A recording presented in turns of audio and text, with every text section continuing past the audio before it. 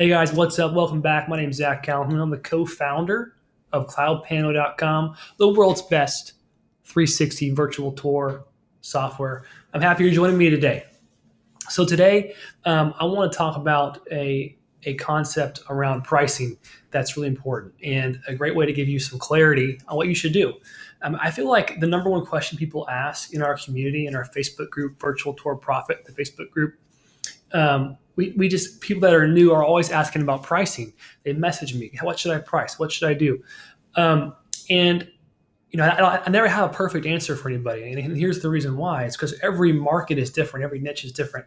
And if you look at pricing, in a way of if you're afraid that you're going to undercharge or overcharge, I think you're overthinking it. What you're doing is you're digging into yourself to find the answer to your problem, and usually it's outside yourself where the answers lie, right? So if you don't have clarity about something, you need to go find clarity outside yourself. So that's probably a weird concept, but here's what I mean.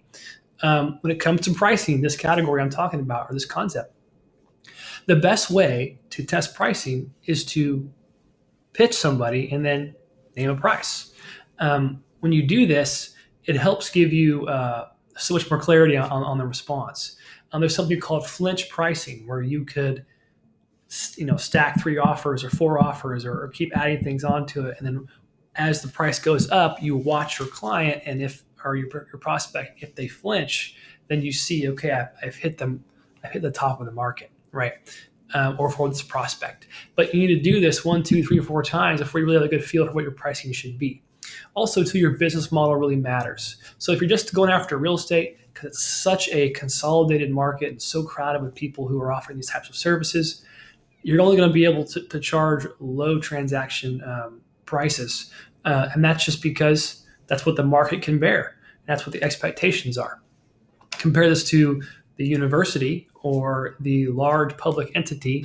You can charge eight to $10,000. It's not that much more work, but the value is just so high for them because they have so much reach, and their transaction value is so high, and their budget's so much bigger. So really, you don't want to think about pricing as, what's a creative way I can go about it? What should I charge? What should I price? Really, you just need to test it out in a live scenario.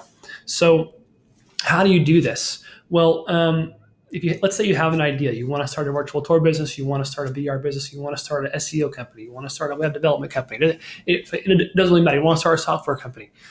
Before you start building out the world's greatest website and building a bunch of different, brochures and getting the logo and doing all these things, you need to think like an entrepreneur. You need to strip down everything and really go to a customer, show them or tell them what you're going to be doing, and then name a price and craft an offer. It's called, you even craft and create a spec sheet. It's called spec sheet selling. Okay. It's a great concept. And I want you to use this to give you some reassurance of what you should be pricing things. You write down everything you have in your offer, even the stuff that seems very simple to you, but it's new to your client. You stack the offer. Okay. Write all these things down. You can put it in a spreadsheet if you want to. Build out all the things you have in your offering. Then, when you are speaking to your client, and if you want to, you can even have more add-ons to this particular types of service. When you're speaking to your client, you can name those three different price categories and see what they say. Get the feel for it.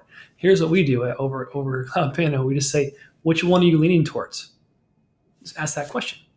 And if you're going to hear them out loud, bring up their objections or their concerns or what's important to them. And then you'll know, okay, next time I'm going to adjust this, or I'm going to change this second price tier, or I'm going to increase my third price tier. It was way too low, right? But you don't know that until you show it to someone and make an offering. You as a business owner, as an entrepreneur, one of your goals is to find the top of the market. What's the market willing to pay? But you have to figure that out. You can't figure that out if you don't try. If you don't go out there and raise your prices sometimes.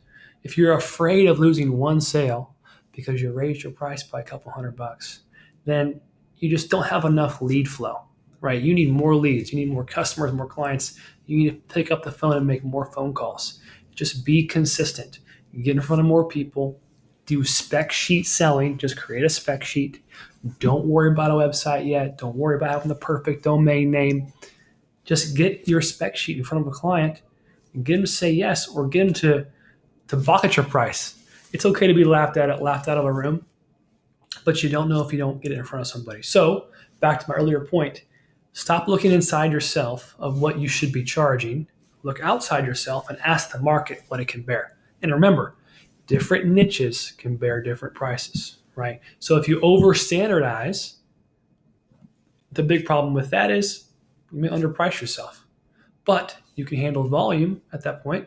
So if you're going after a small business owner and you have an employee who takes those virtual tours for you, great. Go after that smaller, more high volume market and just, sit by the pool, or go after the higher ticket market and be the best in your whole city, right? Be the best. When you're the best, you can talk about being the best, know you're the best, and then sell at the best prices. Okay. So spec sheet selling, go try it out, punch out all the things you're going to be doing in your service, show it to a client, and then adjust from there. Okay.